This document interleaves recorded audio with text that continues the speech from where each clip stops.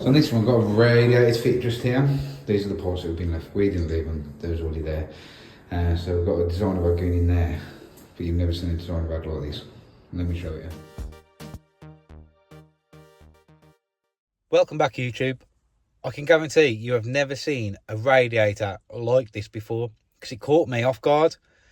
Customer phoned us up and said, you know what, we've got a bit of a unique radiator here. So send me some pictures. When I seen it, I was like, I want a crack at fitting this. The customer had already had a few plumbers out. They tried to talk creatively, but we like to get our hands stuck into anything.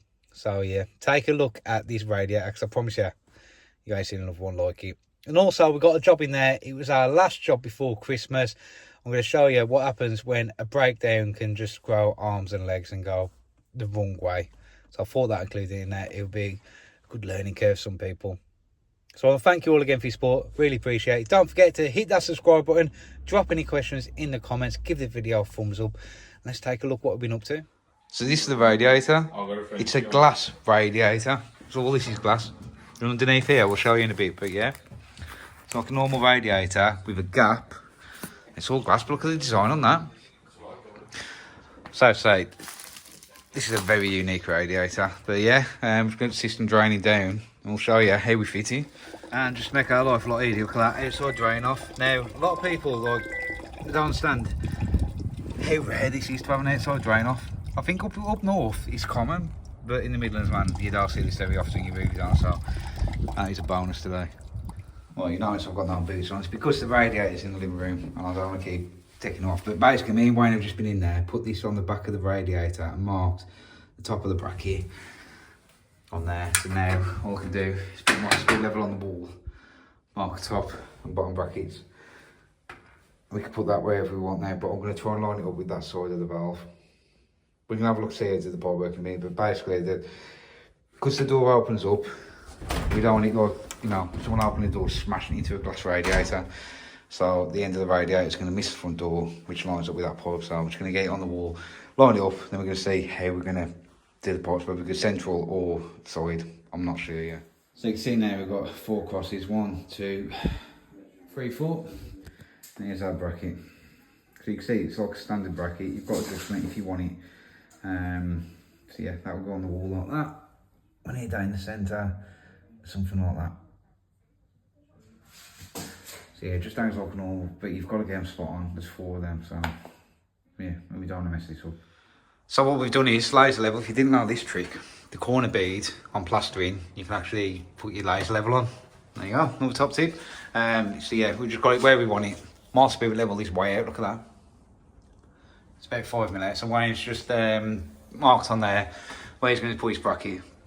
We have measured between the two, so between the top bracket, bottom bracket, we have got the measurement. However, the easiest way to design a VADS is hang your first bracket, put it on the wall, then mark your bottom bracket. That is the easiest way to design a VADS. It really is. So we're going to hang it, then mark it, just to make sure we've got this spot on. So yeah, mark the brackets, drill, done.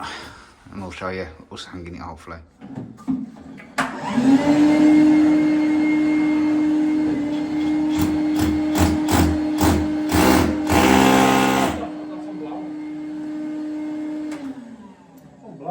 Oh yeah, I forgot. I was servicing the board. I've got it on blow. Sorry, man. That's just going in there. That's close. Just switch that around. Try again.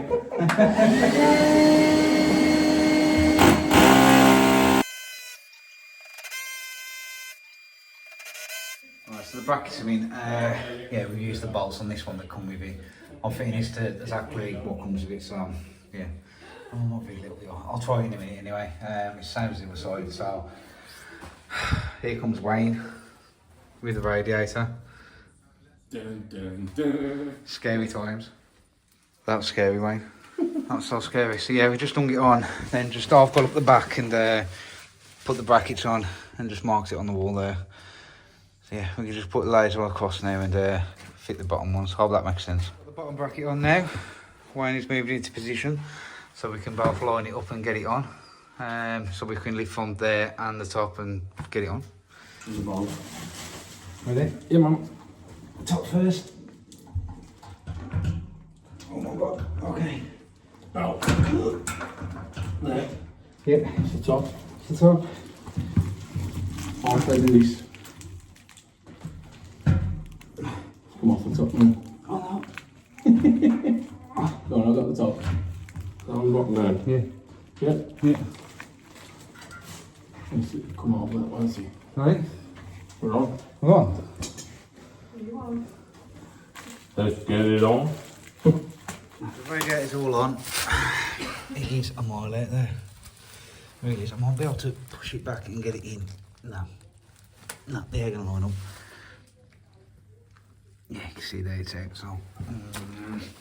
I was hoping that won't go in, then we can adjust that one across. Wayne said you can more be able to get it underneath like that, which would look downside better. It really would.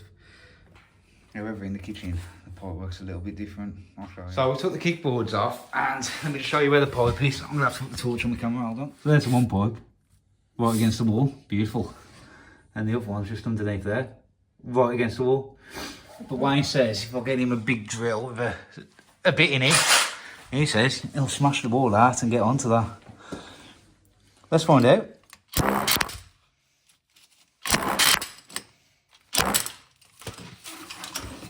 Sad to say that really needs changing. Wow. That one, Wayne should cut it down, and then this one, Wayne should have to take a little bit more of the ball out to get the cut on.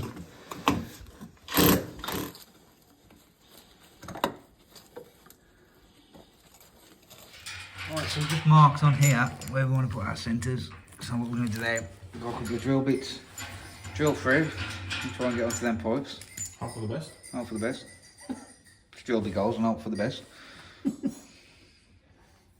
Turn it around. That's how I know. It does, huh? There we go. So holes drilled. 2 lengths of pipe, 1 valve. Stick them in the valve, stick it through the wall. Happy days. Paste. I've got paste, hold on. The jobbing bag. There we go, there's my paste. Paste in here. Sorry, that's not a jobbing bag, that's my install bag.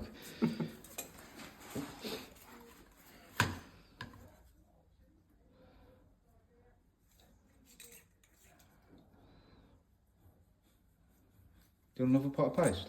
No. You sure? Pot of nutty. Pots of nuts. I'll walk over in a minute. Put a gate on. Tighten them in there and it's all pasted up.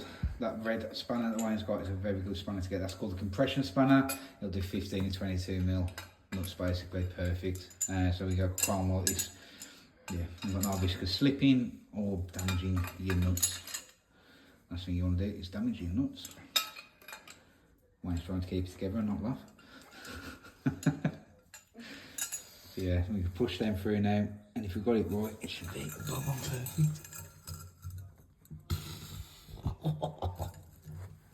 I tell you, Wayne, we know what we're doing, apparently. So we mean one side. So you can see there, I've had to put compression on. That's because I couldn't get the water out of the pipe. I did try the wet back. It just kept coming and coming. So compression on there, unfortunately. And kick the pipe, and that's a straighten a coupler, and there's a very good reason I've used straighten a coupler. Yes, because I cut the pipe too short. Straighten a coupler won't be too bad though. It is an extra joint, but yeah. Oh well. Don't tell me you ain't done that. Anyway, that's all in that side, and we just got to get the other side in there. How's it going, Wayne? Fully regret, yeah? Nah. I thought it was a great idea, mate, to be fair. We get underneath here, I really do. Oh, just moving the wet back. There we go. Moving live. This is what Wayne's trying to do. Moving live. Trying to get onto that pipe. It's a bit of a bad camera angle, I do admit. Yeah. Trying to get onto there. Connect onto there. Well, not point. As I'm doing. Oh, the things we do as plumbers.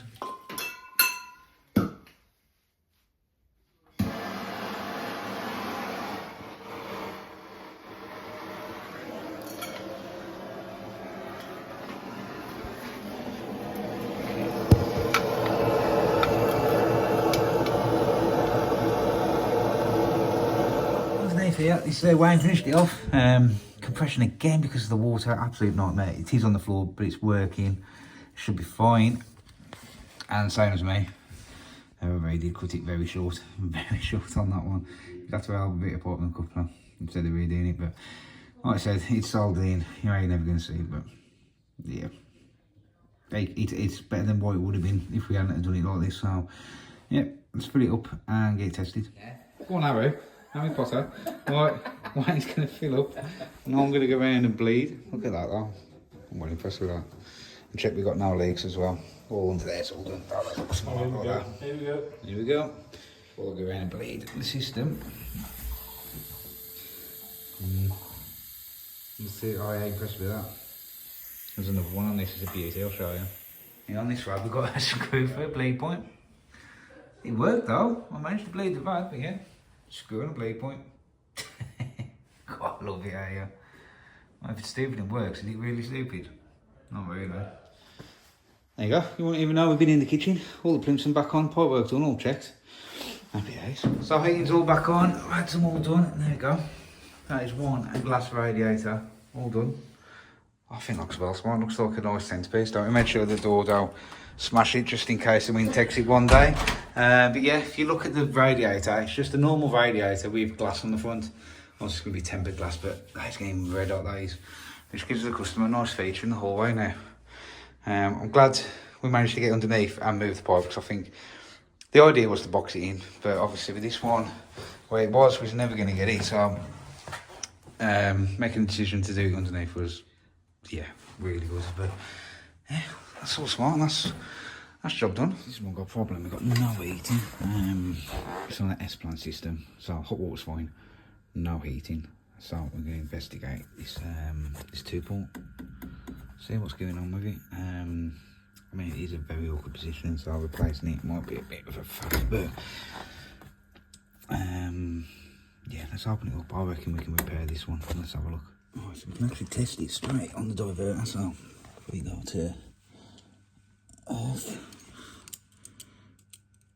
there on these connector blocks. I've got nothing on that one, and the connector block underneath, 240 going in, and nothing coming out, so the motor's not spun and made the switch.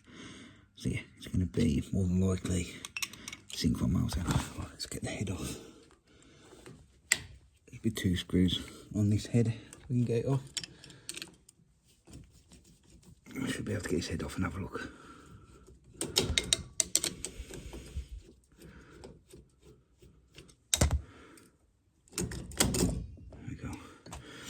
So what I'm going to do is try the spindle. I can move that in my hands. It's not the spindle. It's going to be the synchron. It should be a screw. A little screw just there. Just there. Undo that screw. Right. Screw out.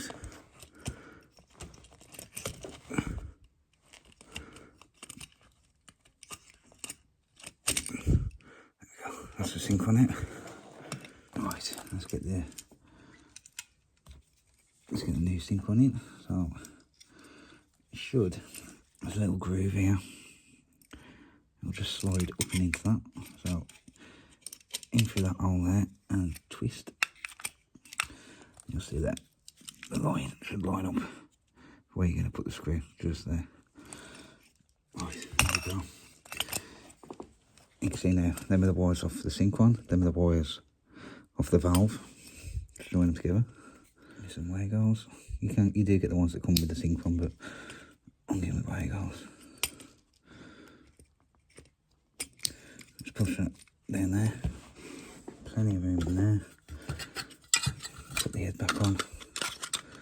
No, don't put the head back on. Put the valve back on first. So you're going to need to line it up. So the easiest way to line it up is a lever. Just pull it across and just start pushing and wiggling to get it back. There you go. And you can just screw it back in.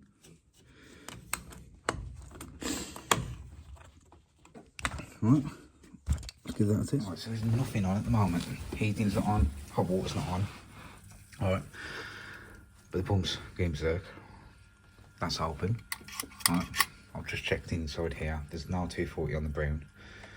but there's 240 on the orange, which is calling for heat, and that pipe's red hot. The pipe underneath there is red hot, but as you've seen from the diagnostics, the synchron wasn't moving. So we've got a faulty synchron. It's passing, which they didn't say happened before, and it's just constantly running. So it needs new two-port there, new two-port there, and they said they had to bleed the pump. So I'm guessing the pump seized and they freed it off. But how long do you leave a pump? The system's donkey's years old as well. I mean, the board is about 30 years old. So in theory, it needs 2 new two-ports and a new pump, which I ain't got time to do today. Okay, I've only booked this in for like an hour. So it's my last day before Christmas as well. I'm just going to have to tell them, look, that's what it needs, and I'm going to have to book it back in for when I'm back at work, and I think I've controlled it off the view spur for now, unless I want to get somebody else to do it, but I've diagnosed it for them, so yeah, as you see from diagnostics, I've tested the synchron. The synchron wasn't working, it's working now. That's right, because of a breakdown sometimes it really does. I only think his customer had me booked in this time last week, cancelled because it started working, then phoned me up to rebook in, and this is the only day that I could get back. Now if I was here last week, I could have diagnosed it and booked it in for today to do the work, but there's nothing I can do now, unfortunately. There you go, I thought I'd include that one in this episode to show that even though you diagnose it right, and sometimes you fit the right part, other things can happen on the system. You'll understand that. Will the customer? I don't know. I'll have to explain it to him. But yeah, that's all I can do on that one. So I'm just going through that breakdown now in my head to see if we could have done anything different. Now, I suppose I could have waited for the heating to cool down, give it half hour, 45 minutes, just to see if it was passing. But the valves locked in the open position. That was to get them heating like water, because they didn't have any. I tested the synchron. That was 240 going in, nothing coming out, so obviously it wasn't moving. Yeah. Not a lot you can do. Sometimes breakdowns are like that, man. They can grow arms and legs, and you feel like, what have I done wrong? Sometimes it's just up against you, so we explained to the customer, as good as gold, going back in the new year, they want to repair it. I say the system's pretty old now, but they want to repair it. It's got to be the hot water 2-port, unless there's something wrong with the wiring. Hot water 2-port must be sending constant 240. It'll probably be the switch that's stuck on it. So yeah, there we go. I can tell I'm just annoyed now. I'm trying to convince myself, mate.